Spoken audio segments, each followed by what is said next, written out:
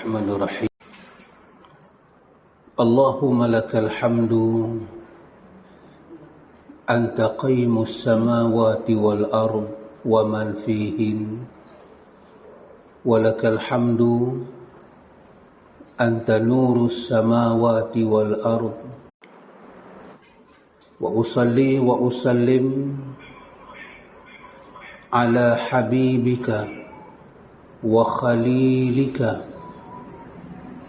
محمد الأمين وعلى آله وأصحابه ومن دعا بدعوته واقتدى بهديه وسار على نهجه وتمسك بسنته إلى يوم لا ريب فيه اللهم آت نفسي تقواها وزكها أنت خير من زكاها أنت وليها ومولاها آمين اللهم آمين أما بعد إخوة الإيمان إخوة في الدين أعزكم الله وأحبكم في الله أوصيكم وإياي بتقوى الله فقد فاز من اتقى. Alhamdulillah ikhwan, dengan limpah kurnia daripada Rabbul Alamin, kita dapat menyambung kajian kita berkenaan dengan zuhud dan kelembutan hati. Kita masih lagi pada tajuk yang ke-13 ini, amar ma'ruf dan nahi mungkar.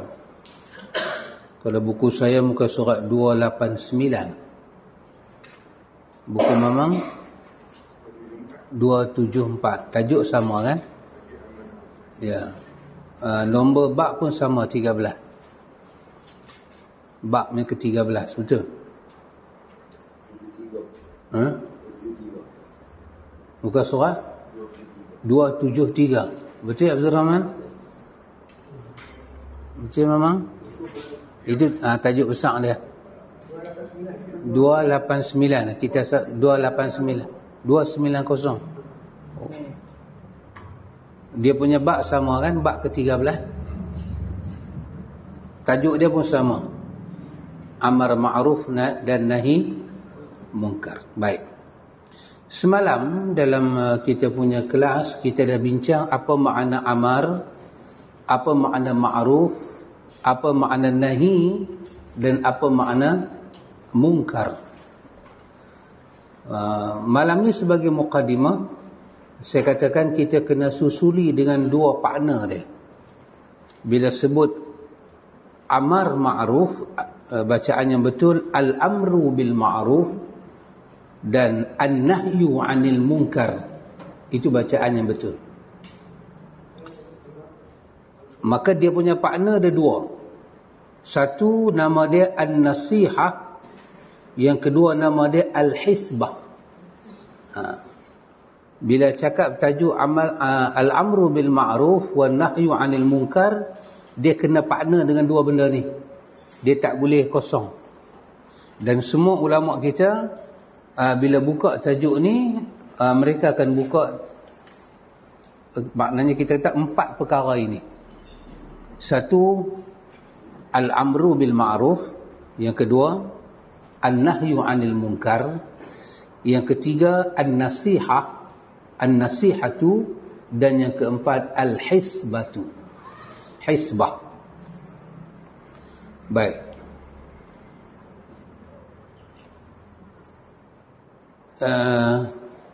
Nak saya ulang balik ke secara sepintas lalu apa makna ma'ruf dan mungkar sepintas lalu? Baik. Secara sepintas lalu, perbuatan ma'ruf itu, ta'rif al-amru bermakna suatu perintah. Al-amru bermakna perintah. Kadang-kadang dia boleh jadi bermakna perintah itu apa dia? Merujuk kepada makna perintah ya'muru bil fi'li, perintah melaksanakan. Kadang-kadang dia boleh jadi wajib, kadang-kadang dia boleh jadi sunat. Maka al-amru ini, biasanya perkataan al-amru itu dia merujuk kepada yang bagi lahu minal khairi. Perintah itu diarahkan kepada kebaikan sahaja. Itu bermakna al-amru. Al-amru bil ma'ruf bermakna perintah dengan ma'ruf. Maka apakah makna ma'ruf? Makna ma'ruf dari sudut bahasa yang pertama iaitu ma yastahsinu minal af'ali, apa yang baik daripada tingkah laku, perbuatan. Wa kullu ma na'rifuhu an-nafs minal khairi, dan tiap-tiap apa yang dikenali pada diri manusia daripada benda baik. So perbuatan itu bila hati kita tengok, kita tak engkar, hati kita agree. Wa tatma'innu ilaihi, dan hati kita tenang kepada dia. Itu secara bahasa merujuk kepada makna ma'ruf. Maka apa sahaja yang kita tengok dia, kita setuju kata dia baik, sama ada dia daripada adat ataupun muamalat, daripada adat kebiasaan dan urusan seharian, pergaulan seharian. Itu ma'ruf daripada sudut bahasa. Ma'ruf daripada sudut istilah yang kita nak pakai, iaitu huwa kullu ma ya'rifuhu syar'i wa ya'muru bihi wa yamdahuhu wa yuthni ala ahlihi wa yadkhalu fi zalika jami'i at-ta'ati wa fi muqaddimatuha at-tauhidullah azza wa jalla wal imanu bih. Ma'ruf di sudut istilah merujuk kepada apa yang dikenali syarak, apa yang dikenali di sisi syarak. Maknanya syarak menyebut dia ma'ruf.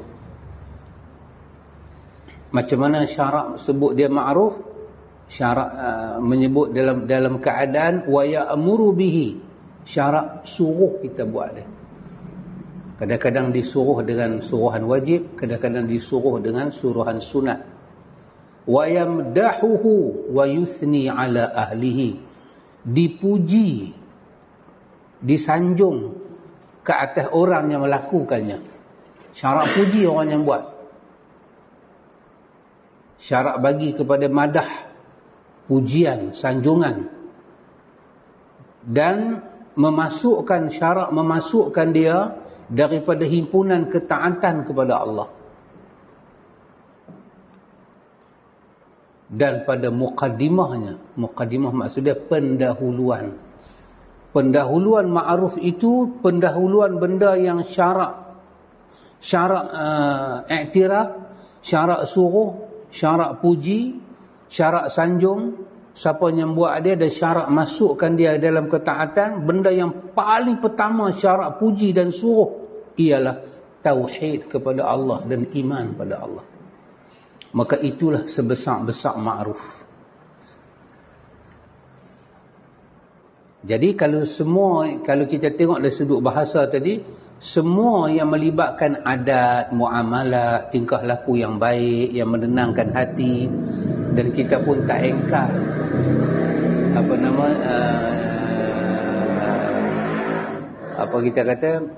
jiwa yang normal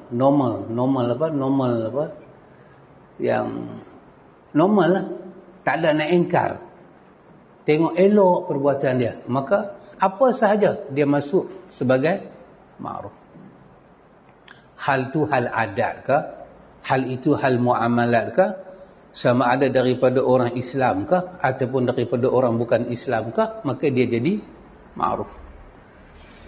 Tetapi bila kita pergi kepada istilah, maka dia menjadi lebih spesifik, iaitu syarat nak jadi benda tu ma'ruf mestilah syarak kenal dia, syarak i'tiraf dia, syarak kenal dia, ma ya'rifuhu syar'i, apa yang dikenali di sisi syarak. Kemudian syarat suruh kita dengan dia, sama ada dengan suruh sunat atau suruh wajib. Syarat memuji ahli dia, orang yang melakukan benda itu. Dan syarat memasukkan perbuatan itu daripada jumlah ketaatan pada Allah. Maka itu dinamakan ma'ruf yang sempurna. Jadi daripada adat orang, muamalat orang yang baik-baik ini kita tengok. Di situ ada pujian syarak tak? Kalau ada dia ma'ruf. Kemudian dikenal tak di sisi syarak? Benda tu terkenal tak di sisi Quran, sunnah, syarak? Dan syarak masuk tak dia satu daripada ketaatan pada Allah? Dan yang mengawali segala-gala ni ialah tauhid pada Allah. Yang inilah yang paling syarak puji, syarak kenal, syarak suruh dan syarak masukkan awal-awal ketaatan pada Allah. Itu adalah ma'ruf. Munkar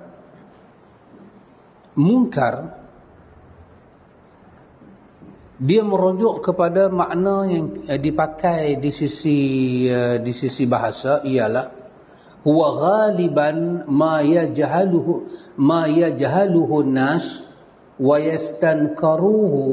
yastankiruhu wa jahaduhu. Apa yang seringkali perkara yang menjadi suatu kejahilan di sisi manusia. Perkara yang manusia tak dapat buat keputusan, benda yang menjadi kemuskilan di sisi manusia, dia bukan benda yang syarak puji, dia bukan benda yang syarak suruh, dia adalah perkara yang khilaful ma'ruf. Ruh dia khilaful ma'ruf, dia bertentangan dengan ma'ruf. Kalau ma'ruf dipuji, dia tak tahu duk tak mana dia. Dan dia satu benda yang dicela, diengkar, dan dia satu benda yang dinafikan. Tak ada pujian syarak, tak ada sanjungan syarak, tak ada apa-apa. Bahkan yang ada lagi celaan syarak. Bahkan kadang-kadang dia ini termasuk daripada apa? Kullu ma qabahahu syar'i wa harramahu wa karahahu. Perkara yang dicela di sisi syarak diharamkan ataupun dilarang dengan larangan makruh, dianjurkan jangan buat. Maka itu adalah mungkar pada sudut bahasa. Pada sudut istilahnya, mungkar huwa kullu ma yankiruhu syar'i, benda yang diengkar oleh syarak, dengan makna kata syarak engkar. Wa yanha anhu, syarak larang dari buat, sama ada dengan larangan makruh atau larangan haram. Wa yuzammahu, syarak cela dia. Wa yuzammu Allah mencela. Wa yadkhulu fi zalika jami'il bid'ah, dan syarak memasukkan dia daripada jumlah rekaan bid'ah wal ma'asi, dan dosa-dosa. Wa fi muqaddimatuha, yang mengawali segala perkara ni, segala engkar syarak, segala larangan syarak, cemuhan syarak, dan memasukkan dia dalam perkara yang berdosa. Perkara yang paling awalnya ialah asyirku billah, syirik kepada Allah, wa inkaru biwahdahniyati, dan engkar kepada keesaan Allah. Itu adalah benda yang mungkar. Itu dikatakan benda yang mungkar.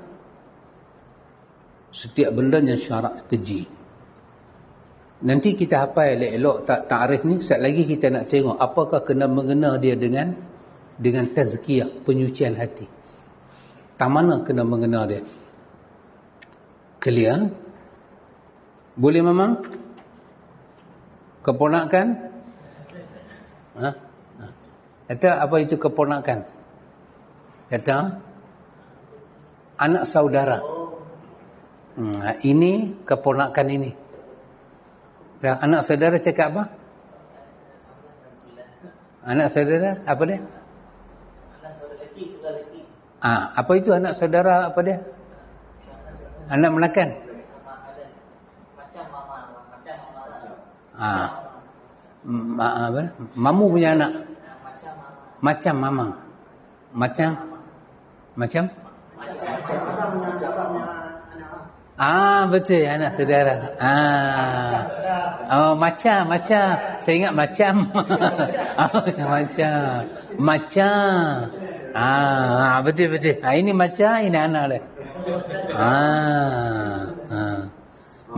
Macam tamai cakap. Bukan mamang. Macam mamang. Bunyi dia sama. Ini mamang bahasa Boyan. Jawa punya bahasa mamang. Macam lah. Ini keponakan. Ini mamang punya keponakan. Boleh Baik. Sekarang ni kita nak tengok apakah yang dimaksudkan dengan an-nasihah. An-nasihah diterjemah dengan makna huwa nashu wa ikhlasun niyyatu min syawa'id fil mu'amalati bi khilafil ghashi. Nasihat yang kita tahu agama itu juga nasihat. Nasihat ni apa dia? Nasihat itu bermakna keikhlasan niat, kemurnian dalam niat daripada apa kita kata, daripada kecacatan dalam bermuamalat, bergaul.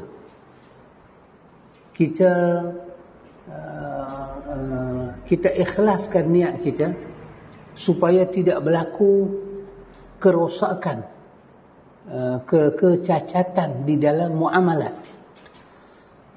Maksudnya apa dia? Bi khilafil ghash, dia berselisih dengan suatu penipuan, suatu penyelindungan. Apa itu nasihat? Nasihat adalah keikhlasan dalam niat. Maksud ikhlas niat tu apa dia?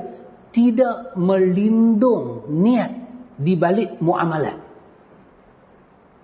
Dia tak guna muamalat untuk lindung niat dia yang tak betul. Maka bagaimana dia niat, lagu tu dia bermuamalat. Yang tu nama dia an-nasihatu. Kemurnian di dalam niat untuk bermuamalat. Macam saya pergi jumpa Ustaz Nan, untuk menyampaikan apa-apa, katalah nak bagi hadiah ke, ataupun panggil kenuri lah. Kata Ustaz Nan, ni ada sahabat bagi kad kat Ustaz Nan. Dia bagi kad lah, dia peringat Ustaz Nan kenuri. Saya pembawa. Tapi sebenarnya saya pergi bagi kad pada Ustaz Nan tu bukan kerana saya nak bagi, tapi kerana saya dapat upah. Dia bagi 100 kat saya. Dia kata, Ustaz tolong pergi bagi kat Ustaz Nan. Saya pergi bagi. Maka bila saya bagi kad pada Ustaz Nan, saya tak sebut pun saya dapat upah. Saya bermuamalat dengan Ustaz Nan, saya menyembunyikan niat saya. Nasihat bermakna tidak melindung, tidak melindungi niat kita di dalam berurusan dengan orang. Itu an-nasihah. Bermakna kalau kita nak pergi habaq kepada dia, dia salah. Memang niat kita nak pergi habaq, kita tak selindung nak berjatuh dia. Kita bukan nak mengaibkan dia. Kadang orang dia selindung niat dia di balik muamalat. Dia kata bukanlah nak jatuh maruah, bukanlah nak apa, tapi itu yang dia nak buat. Tapi dia guna muamalat tu, dia guna kita urusan tu. Sebenarnya bukan dia nak bagi nasihat pun. Maka ulama kata ad-dinun nasihah, agama tu nasihat. Maksud dia apa? Agama itu kita memberi teguran pada orang tanpa menyelindungi niat kita di dalam bermuamalat tu. Ramai orang guna platform dakwah memberi nasihat pada orang, tapi dia sorok niat dia. Kenapa dia dakwah? Dia menipu orang, dia apa? Orang tertipu dengan ucapan dia, orang ingat dia ni okey tak, tetapi dia rush, di sini ada penipuan. Bukan dia nak dakwah pun. Sebenarnya dia nak bagi malu kawan tu. Sebenarnya dia nak kaut sesuatu di situ. An-nasihah di dalam al-amru bil ma'ruf, yang menjadi partner kepada al-amru bil ma'ruf dan nahyu anil munkar adalah an-nasihah. Tidak boleh melindungi niat kita jahat, penipuan di balik muamalat yang kita nak buat. Muamalat di sini apa dia? Al-amru bil ma'ruf tadi, wan nahyu 'anil munkar. Apa itu? Transparent maksudnya? Sini clear. Dia tak ada mengambil kesempatan. Ya. Sahabat Roy boleh nampak tak? Kan? Kenapa ini dibangkitkan? Kerana al-amru bil ma'ruf wa nahyu 'anil munkar selalunya tak sampai kepada dia punya barakah. Bila pembuat dia banyak berselindung di dalam menyampaikan al-ma'ruf, di dalam menyampaikan al-ma'ruf, maka akhirnya Allah memutuskan barakah. Pasal itu dikatakan apa dia? Niyatul mu'min, niyatul mar'u ataupun niyatul mu'min khairun min amali. Satu orang mukmin, niat dia yang baik lebih baik daripada amal dia. Sebab niat dia yang bersih itu mungkin akan dikotori oleh amalan dia. Dia lindung. Maka bila dia ada niat yang bersih, itu sudah baik kat dia. Lebih baik daripada amalan dia. Untuk menyatakan apa dia? Susahnya mendapat niat yang bersih di dalam amalan. Maka dia akan ada ghash. Ghash apa dia? Penipuan. Dia akan ada penipuan.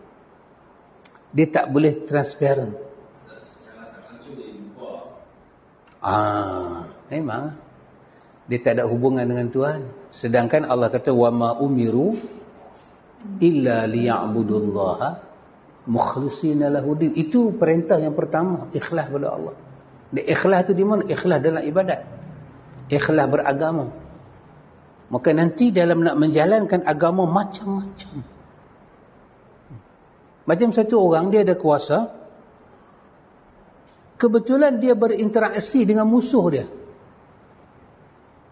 Dia berinteraksi dengan musuh dia, tapi dia menggunakan kuasa dia.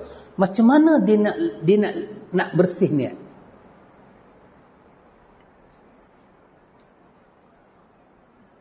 Contoh, sebagai contoh, dia tak suka tengok orang sembahyang subuh tak ada kunut.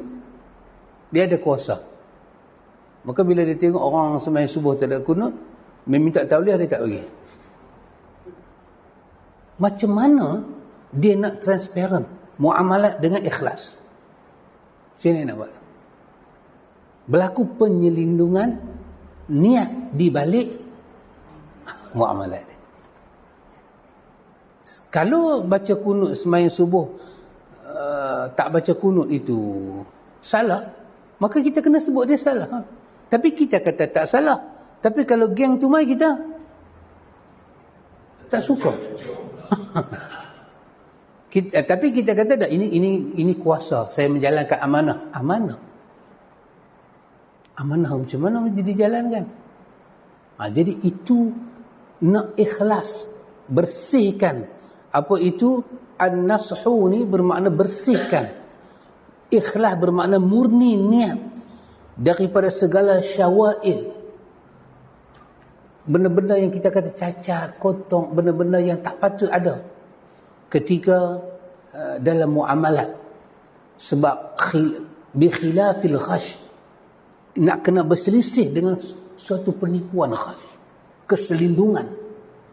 Bermakna kita nak pergi cegah orang melakukan mungkar, bukan nak berjatuh dia, bukan nak aib dia. Demi Allah hati kita bersih, sekadar nak cegah mungkar dia dan nak ubah dia duduk ke tempat ma'ruf. Maka kalau niat kita bersih, bahasa kita lagu mana sahabat ilmi? Tingkah laku kita macam mana? Perancangan kita macam mana? Perlukah kita buat table-table? Kita nak apa? kita nak buat satu majlis lah, kita nak habaq kata ini ada 10 orang duduk di sana, mereka ni kita duk asuh, tapi mereka ni baru bertobat daripada transgender. Kan mereka ni jenis apa? Melayu panggil apa saya pun tak tahu, habis saya tahu sebut lah. Kan? Perlukah kita letak mereka tu di situ, lepas tu kita letak satu macam kita kata transgender bekas? Perlukah kita buat begitu? Untuk apa? Niat kita nak membawa mereka kepada ma'ruf dan mereka keluar daripada munkar, dan niat kita nak meraih balasan di sisi Allah. Perlukah langkah kita, tutur bahasa kita? Hang ni tak erti bahasa ke? Hang dia tahu dah benda ni, pasal bang duk pergi buat juga. Hampa ni itu menunjukkan apa? Dia menyembunyikan muamalat dia, itu menunjukkan niat dia tak bersih. Maka pasal itu ini menjadi kapit kepada al-amru bil ma'ruf wan nahyu 'anil munkar. Baik, yang keempat, yang lagi satu, al-hisbah. Al-hisbah ni apa dia?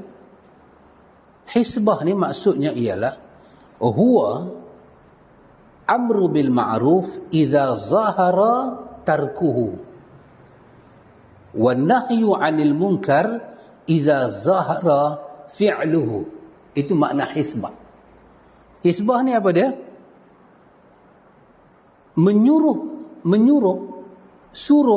Suruh kepada ma'ruf idza zahara tarkuhu, bila kita lihat orang meninggalkan ma'ruf, suruh dia pergi buat. Kita suruh dia pergi buat ketika kita tengok ma'ruf ditinggalkan, dan kita cegah mungkar apabila kita melihat orang melakukan mungkar. Maka itu dinamakan hisbah. Orang yang duduk di dalam suasana ni, mereka dipanggil ahlul hisbah. Mereka adalah hisbah. Apa dia? Penzahir kepada ma'ruf. Mereka mereka adalah orang yang mencegah orang daripada mungkar, melarang orang, menasihati orang daripada mungkar. Mereka dipanggil hisbah. Mereka tak dipanggil pencegah maksiat, mereka dipanggil hisbah. Jadi apabila adanya al-ma'ruf, adanya al-munkar, adanya al-nasihah, adanya al-hisbah, maka lengkaplah al-amru bil ma'ruf wan nahyu 'anil munkar. Sebab orang yang nak melakukan hisbah, orang yang nak terlibat dengan usaha hisbah ni, dia adalah orang yang kena mengenal nilai ma'ruf, nilai al-amru tu. Dia nak pergi suruh dia tu buat apa? Dia nak suruh dia tu buat apa yang Tuhan suruh. Maka dia kena tahu nilai kemuliaan. Dan dia kena tahu an-nahyu tu apa dia? Larangan, sebuah larangan. Larangan ni apa dia? Sebuah perkara yang dibenci, benda yang dikeji, benda yang dicela oleh Tuhan. Kalau buat juga ada hukuman dia, ada apa? Kita kata apa? Ada penalti yang Tuhan tentukan. Itu an-nahyu, benda dilarang. Ada ancaman dosa, ada hudud dia. Maka orang yang nak terlibat dengan al-amru ni, dia tak boleh orang cengih. Maksud orang tu tak boleh cengih bukan muka dia, jiwa dia tak boleh cengih.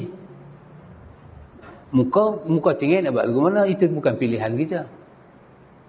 Jiwa tak boleh cengih, jiwa tak boleh benci kepada pelaku maksiat.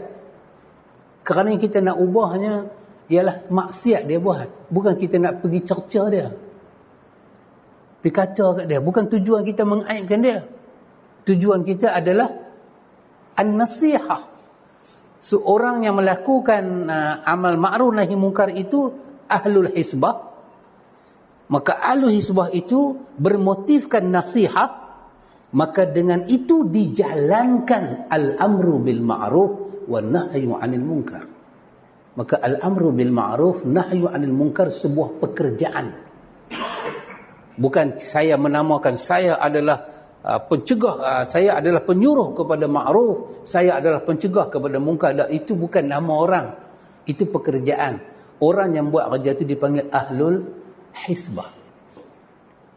Bila idza zahara tarkuhu, bila nampak jelas orang tinggal ma'ruf, baru pi. Bukan sentiasa pi. Idza zahara, apa dia? Idza zahara fi'luhu, bila nampak dengan jelas dia buat mungkar, baru pi. Kebetulan terserempak dia buat mungkar, terserempak, dan kita pun tak boleh nak takwil apa-apa dah. Kita cuba andai kata tak jalan andaian kita, melainkan jelas dia buat mungkar, maka barulah kita jadi ahlul hisbah. Maka ketika nak jadi ahlul hisbah, apa syarat dia? An-nasihah, satu keikhlasan dalam diri untuk menjalankan semulia-mulia kerja.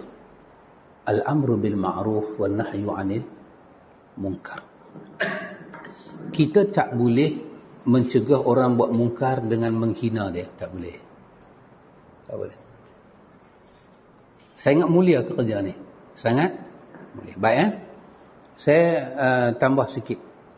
Baik, setelah kita tahu 4 benda tu, saya nak mengalihkan sedikit pandangan kita. Apakah kena mengena tajuk ni?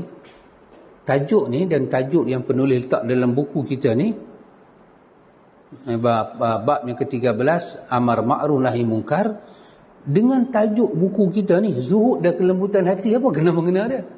Tajuk amal ma'ruf nahi munkar ni tak patut duduk dalam bab ni. Dia patut duduk dalam bab pemimpin lah. Itu kerja pemimpin, kan? Dalam ayat berapa? Alladzina immakannahum fil ardi aqamus salah wa atawuz zakah wa amaru bil ma'ruf wa nahyu 'anil munkar walillahil 'aqibatul umur. Orang yang kami bagi kuasa atas muka bumi, mereka menegakkan salat, mengeluarkan zakat, menyuruh dengan ma'ruf, mencegah daripada munkar, dan kesudahan yang baik di sisi Allah bagi orang yang bertakwa, orang mukmin. Itu tajuk pemimpin. Tapi ulama kita memasukkan tajuk ni dalam bab zuhud dan kelembutan hati. Kenapa? Kerana dia begini. Ulama kita, ulama ahlu tazkiyah, menggunakan satu istilah. Ini ta'rif dia. Kita kena ingat lah. Dia guna ta'rif ni. Dia kata, iza aradta an ta'rifa qadraka indahu fanzur fi maza yuqimuka. Iza aradta, apabila kita nak tahu, apabila kita ada kehendak, keinginan nak tahu apa? Apabila kita ada satu kehendak, an ta'rifa, kehendak kita nak tahu, qadruka indahu, di mana kedudukan kita di sisi Tuhan. Kalau kita ni ada ingat, macam mana kita nak tahu kita dengan Tuhan ni apa nilai? Sekarang ni, umur saya lagu ni, waktu ni, Tuhan nilai saya macam mana? Kalau kita ada iradat, ada kemahuan nak tahu lagu tu, kalau ada keinginan nak tahu, semayang kita, puasa kita, niat kita, amalan kita, lah ni duduk di mana di sisi Allah? Kita katakan kita buat semua kerana Allah. Sekarang ni belum berlaku kiamat lagi. Boleh tak kita tahu kita ni di sisi Allah macam mana? Boleh. Boleh tak? Ini kaedah dia. Dan ini dalam ilmu tazkiyah. Tazkiyatun nufus. Perkataan dia, iza aradta, apabila engkau ada keinginan, iradat. Apa dia? An ta'rifa qadraka indahu. Bila kita nak tahu kadar kita ni, kedudukan kita di sisi dia, macam mana kedudukan kita di sisi Allah, bila kita teringat nak tahu lagu tu, maka dia kata fanzur, dia kata lihat apa? Fi madza yuqimuka, maka lihatlah di mana Tuhan menempatkan kau.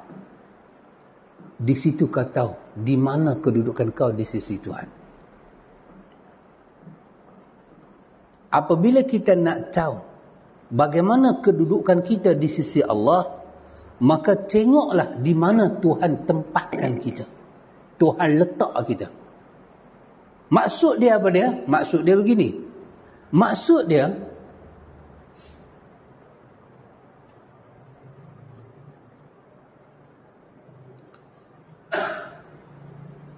man arada ayya'lama manzilatahu 'indallah falya'lam manzilatallah min qalbihi. Siapa yang nak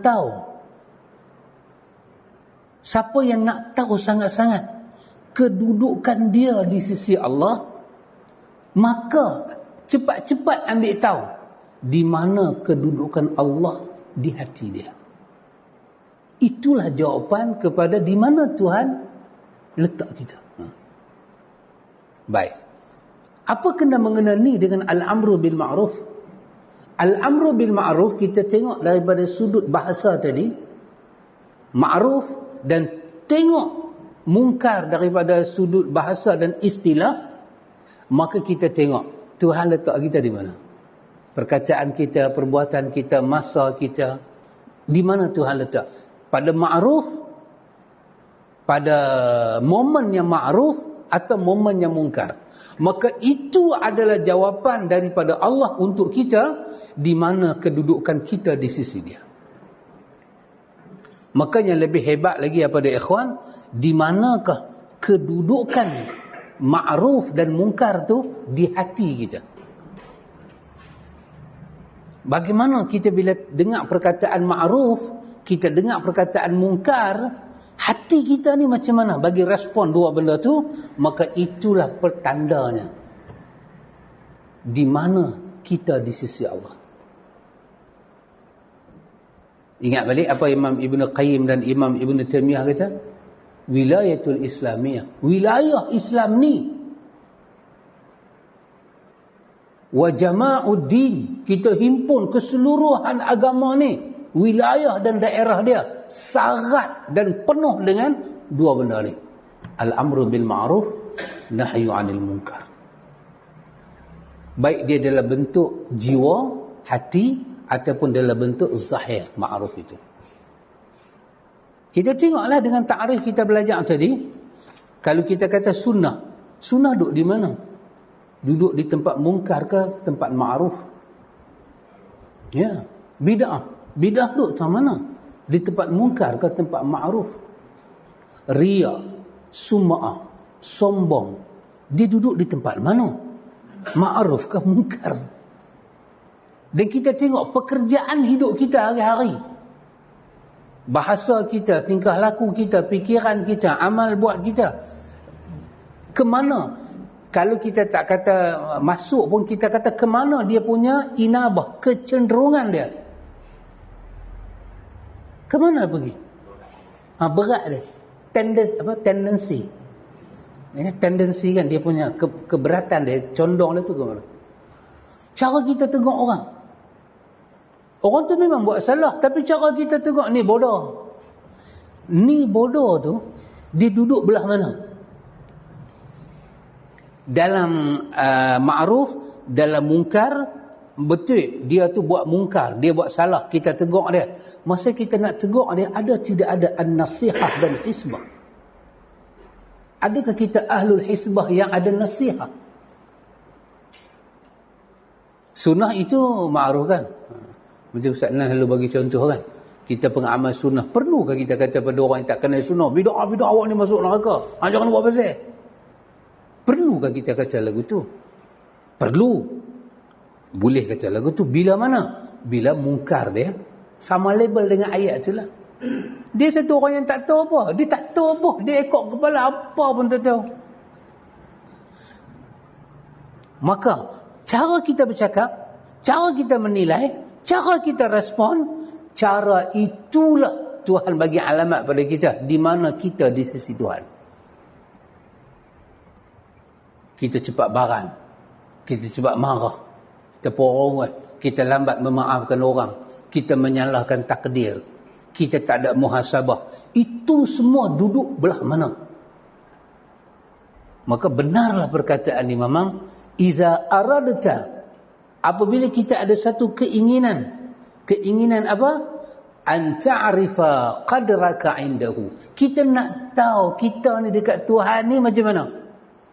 Maka fanzur, maka tengok fi maza yuqimaka, di mana Tuhan letak engkau, sebelah ma'ruf kah, sebelah munkar. Dia bukan melibatkan fizikal sahaja, dia juga melibatkan spiritual. Apa dia? Jiwa. Munkar jiwa lagi besar daripada munkar fizikal memang. Memang setuju kan saya? Yang kita duk baca berulang-ulang kali kan? Lepas tu pula, bila kita nak tahu manzil kita, kedudukan kita di sisi Allah, maka tengoklah kedudukan Allah dalam hati kita. Banyak mana kedudukan Allah dalam hati kita. Kalau kita dapati, memang kita ni memanglah inna salati wa nusuki wa mahyaya wa mamati lillahi rabbil alamin. Kalau memang itu wujud, proses itu wujud, maka kita daripada minal maqbulina su'ada. Kita daripada orang yang bahagia dan kabul amal kita di sisi Allah. Kita ahlu su'ada, dan ahlu su'ada wal qabul. Kita adalah orang yang dikabulkan, diterima, dan kita adalah orang yang bahagia. Tapi kalau kita tengok, kita sendiri boleh tengok kita duduk belah mana dengan ayat kita, perkataan kita. Kalau duduk di sebelah lain, itu pertanda minal mardudin al-ashqiya. Amal kita daripada amal yang tertolak, dan kita daripada ahli celaka. Ahli celaka ini adalah ahlul munkar. Ahlul suada adalah ahlul ma'ruf. Itulah kaitan al-amru bil ma'ruf, nahyu 'anil munkar dengan tajuk zuhud dan kelembutan hati. Kenapa ulama kita masuk dalam bab tazkiyah ni? Dia sepatutnya bab kenegaraan, tak? Kerana dia ada hubungan dengan petanda Tuhan bagi pada kita di mana kita. Kita tengok orang buat salah, macam mana kita? Kalau kita lebih berat menghilangkan mungkar dengan cara mungkar, betul tak? Betul nanti ulang kan? Kalau mengubah satu mungkar, melahirkan mungkar lebih besar, kau jangan ubah mungkar tu. Kerana Tuhan dah tak redha dengan kau. Sabarlah, tunggulah masa dia. Tapi begitulah agresif kita ni. Oh ya Allah, ikhwan. Kerana itu ikhwan, ini kalau kita lihat dengan mata hati, tajuk al-amru bil ma'ruf, nahyu 'anil munkar, an-nasihah dan hisbah, dan dengan tajuk kita baca tadi, apakah hubungan dia dengan penyucian jiwa. Bila kita tahu benda ni, kita nak menyucikan jiwa kita, kita kenal ma'ruf, kita kenal munkar, ada suatu benda yang tak sedap akan berlaku pada kita. Kita tak sedap, tapi dia berlaku. Apa dia? Perpindahan iklim jiwa dengan rahmat Tuhan. Tapi dia berlaku cara slow, tapi jiwa kita berubah. Allah pindah. Pasal apa ikhwan? Tak ada orang yang tak kenal mungkar. Bila dia dah kenal mungkar, dia nak duduk dalam mungkar. Dia akan berusaha keluar daripada mungkar. Ibarat seperti mana orang duduk di tengah laut, dan dia sedang kata air makin banyak, dan dia hilang kekuatan untuk bertaruh dengan air. Dia akan cari jalan nak ke darat. Walaupun dia masih dalam air. Orang ni duduk tenggelam dalam mungkar. Bila dia tahu apa makna mungkar, dia akan berusaha berenang ke tebing yang bernama ma'ruf. Macam mana kita nak cerca dia? Dia dalam proses menyelamatkan diri dia. Bukanlah satu orang betul berenang tu dengan sekali dia dayung tangan dia, terus dia sampai ke tebing. Tak. Belah kanan, belah kiri, betul Ustaz Nan?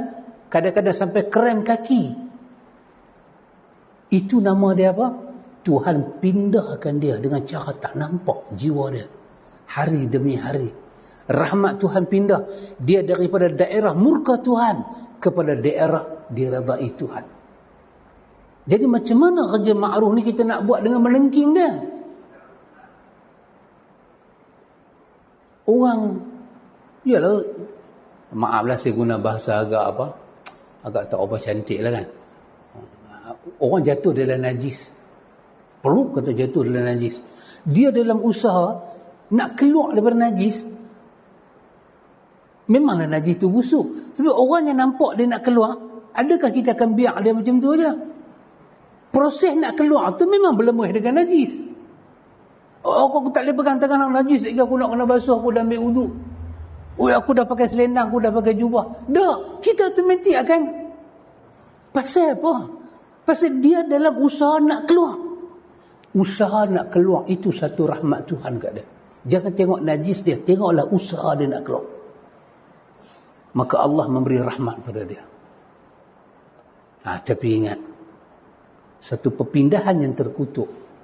Apabila orang tu kenal ma'ruf, dia kenal mungkar, dan dia tahu hubungan ma'ruf dengan mungkar dalam pembersihan jiwa dia, tiba-tiba dia mendapat suatu kutukan daripada Tuhan. Apa dia? Jiwa dia berpusing daripada ma'ruf kepada mungkar. Walaupun dia masih dalam ma'ruf, maka Tuhan tak akan terima ma'ruf dia. Kerana dia sedang mengeluarkan diri kepada mungkar. Satu hari akan tertanggal ma'ruf daripada diri dia. Maka orang seperti itulah kita cepat-cepat kena melakukan hisbah pada dia. Bila kita nampak.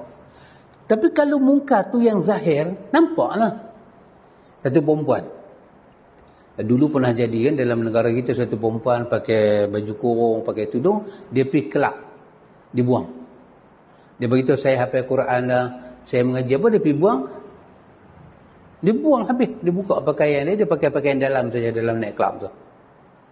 Itu nampak. Dan kita boleh kata ini mungkar. Tapi mungkar jiwa ni.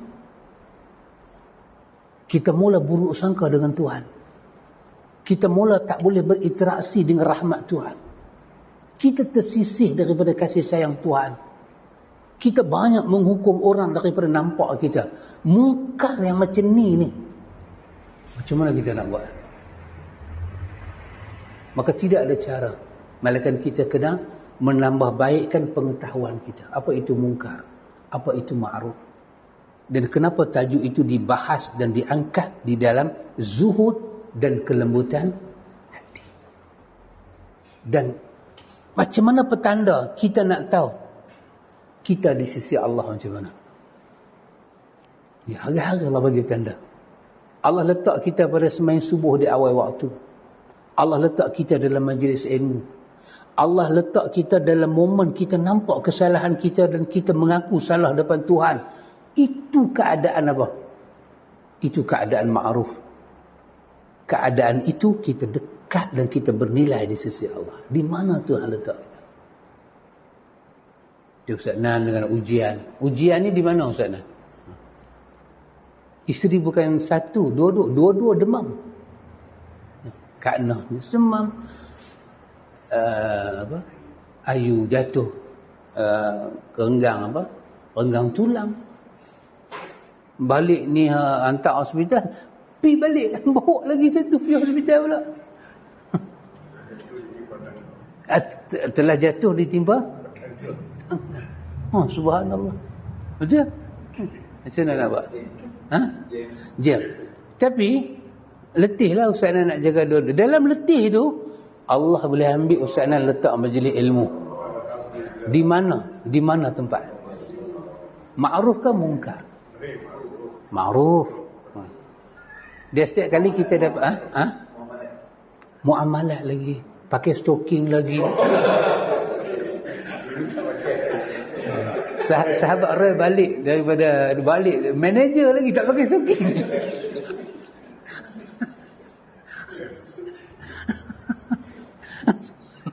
Betul? Betul sahabat Abdul Rahman? Betul? Saya tanya satu soalan boleh?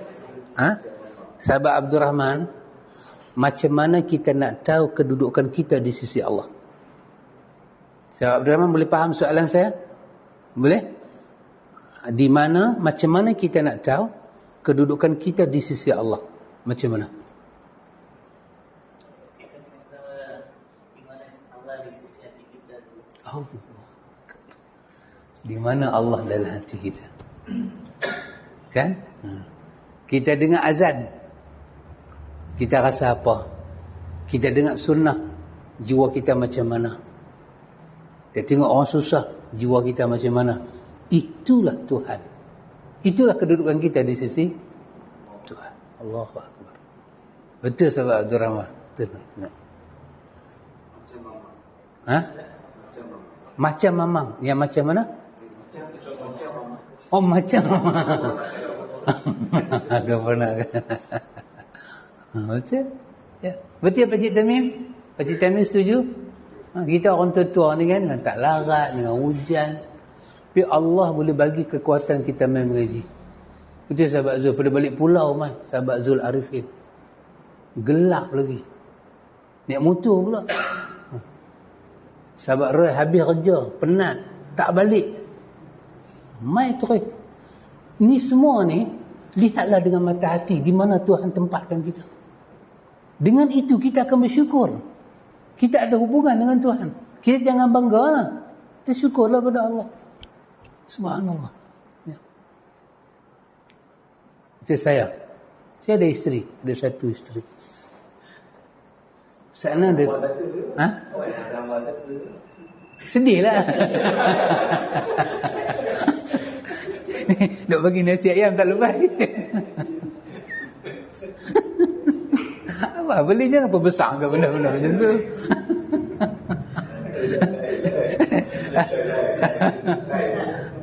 Ha? Ada tak tengok, ada jarang tengok. Saya satu kan. Kita kahwin, kan dia? Baik. Tengok di mana Allah letak kita. Bila kita kahwin, kita dalam rahmat Tuhan. Allah sayang kita. Allah sayang sebuah perkahwinan. Tiba-tiba Allah bagi Ustaz Nam boleh kahwin lagi satu. Di mana kedudukan dia? Pasal tu orang nak mencerca orang kahwin 2-3 ni, istighfar dan lihat tempat tu di mana. Kenapa dicerca orang kahwin lebih daripada 2 ni? Seperti dicerca jalang-jalang.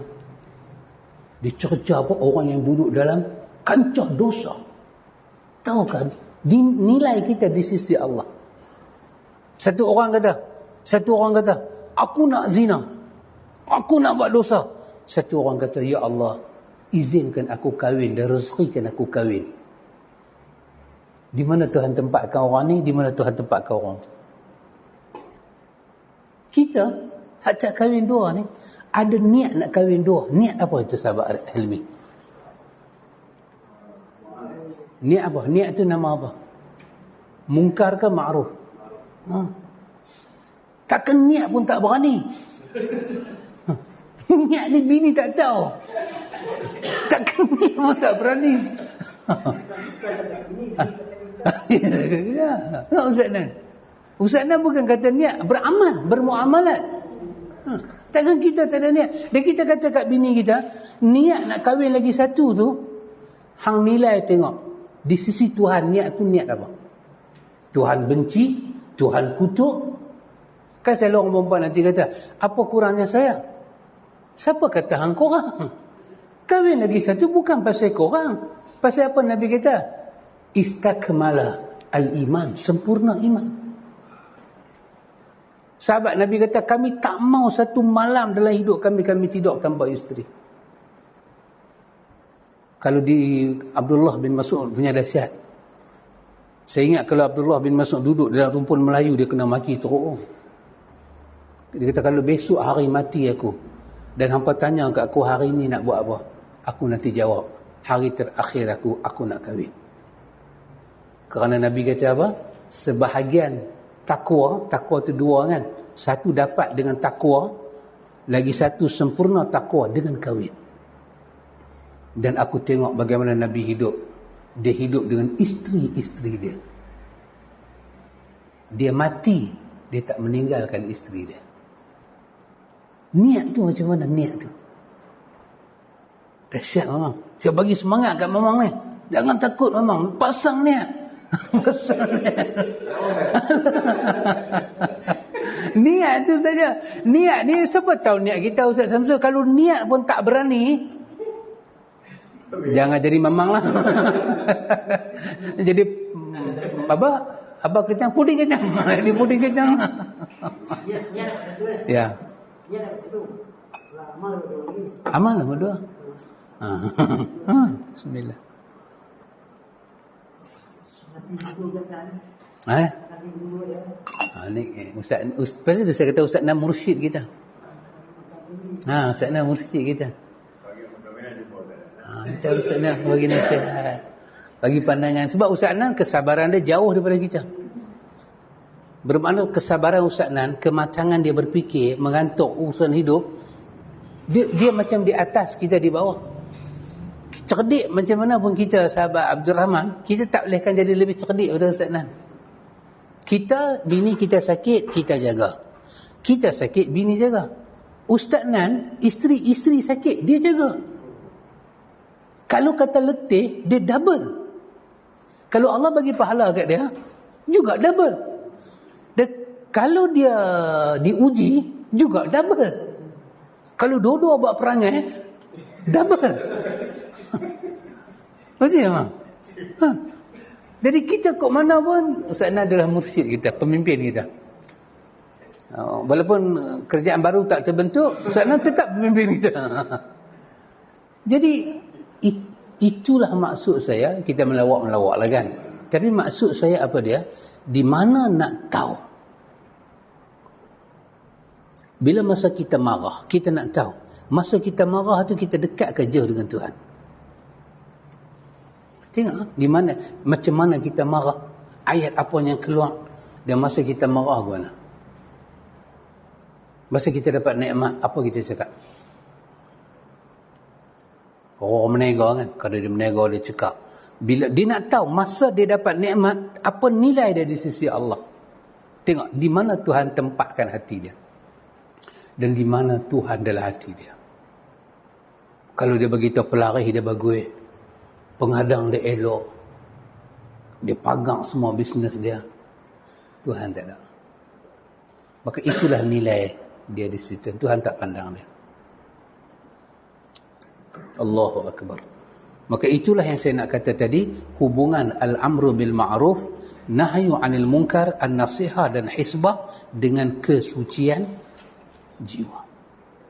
Kemudian kita masuk tajuk, penulis kata wajibnya amar ma'ruf, nahi munkar dan keutamaannya. Yang ini saya ingat kita baca besok. Kita mengaji tiap-tiap hari di sini. Tiap-tiap hari. Hari kita baca sikit apa. Boleh faham sahabat Abdul Rahman? Nanti saya bagi soalan. Hari Khamis saya bagi soalan.